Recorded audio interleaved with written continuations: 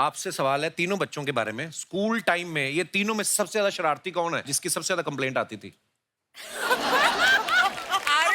मुझे नहीं कहना चाहिए, जी बाबा। नजर आ जाता है कि कौन शरारती रहा हो।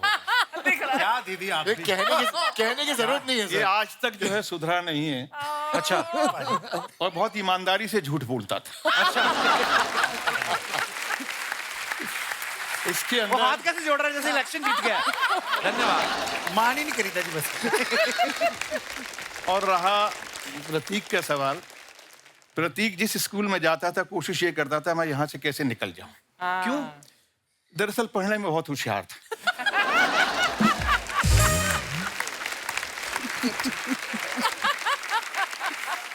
तो स्कूल की पढ़ाई से मैच नहीं कर पाता था। तो इसको लगता था मुझे थोड़ा और ऊपर जाना है, तो उसको छोड़ने की कोशिश करता था। बाबा ये बहुत इंटेलिजेंट भी हो सकता था, मे बी एकेडमिक्स इसको पहुंच नहीं पा रहे होंगे इसके पास।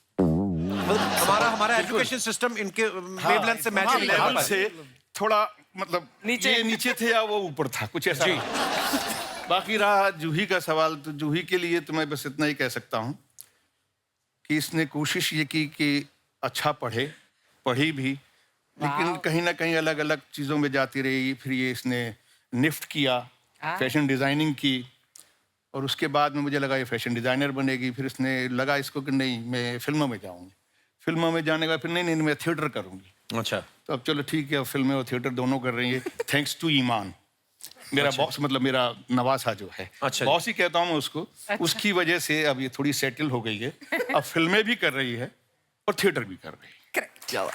तो जूही, ये अभी आपका ये फाइनल है जो आप कर रही हैं कि इसके बाद इंपोर्ट एक्सपोर्ट का काम भी कर सकती हैं? देखो करते रहना चाहिए ना कुछ एक्सपेरिमेंट। बिल्कुल, बहुत अच्छी तो बात आई मीन आई फिल्में कम कर दी थी, थिएटर ज्यादा कर रही थी, अब फिर से फिल्में कर रही हूँ। देखते हैं आगे क्या है। ये बहुत अच्छी बात है। आपकी और अर्चना जी की बहुत बनेगी। जैसे ये फिल्में भी करती हैं, टीवी भी करती हैं, तो ये गोटे का काम भी बड़ा अच्छा जानती हैं दुपट्टों पे। अभी रिसेंटली इन्होंने मेहंदी लगाने का काम भी शुरू किया है। प्रतीक, स्कूल में क्या चीज थी जो आपको तंग कर रही थी? सर पढ़ाई। So honest. क्या मतलब ईमानदार वाला आंसर था ये। इतना ईमानदार सर, आदमी मैं देखो। ईमानदार ही हूँ सर, मैं बचपन से ईमानदार हूँ सर। अच्छा, मेरे को भी पढ़ाई अच्छी नहीं लगती थी। प्रॉब्लम ये थी मेरे पिताजी को स्पोर्ट्स बड़ी अच्छी आती थी, तो वो मेरे पे ही आजमाते थे फिर। तो मेरे को फिर जबरदस्ती स्कूल भेजते थे। जितना मर्जी भेज लो, आया मैं फिर इस लाइन में। मैंने कहा जितना मर्जी सोच लो। माँ बाप खुद सोच लेते ना कि मेरा बेटा डॉक्टर बनेगा। मैंने कहा डैडी आप बने कभी?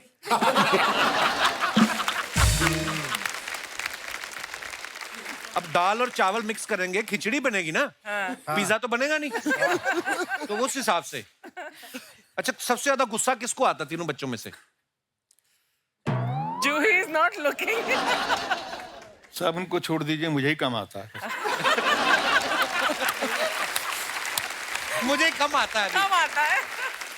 पाजी ये सच बात है, ये सबसे ज्यादा प्यार यहीं करते हैं। हाँ। तो ये बताएंगे नहीं।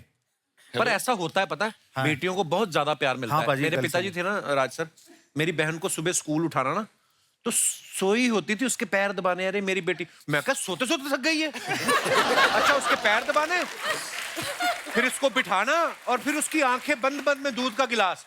और हमारी रजाई तो ऐसे उठाते थे जैसे पुलिस वाले नहीं उठाते थे सड़कों पे सोए लोगों को। उठो। ये भी नहीं देखते थे मुंह किस तरफ है बच्चों का। ऐसे हमारे साथ होता था।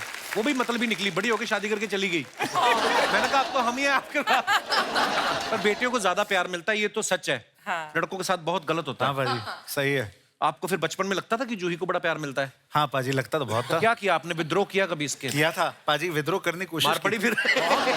हाँ, वो तो कहीं और से जाने तो एक जगह से बहुत ज्यादा पड़ी, but we grew up to loving our sister. Yeah, you better.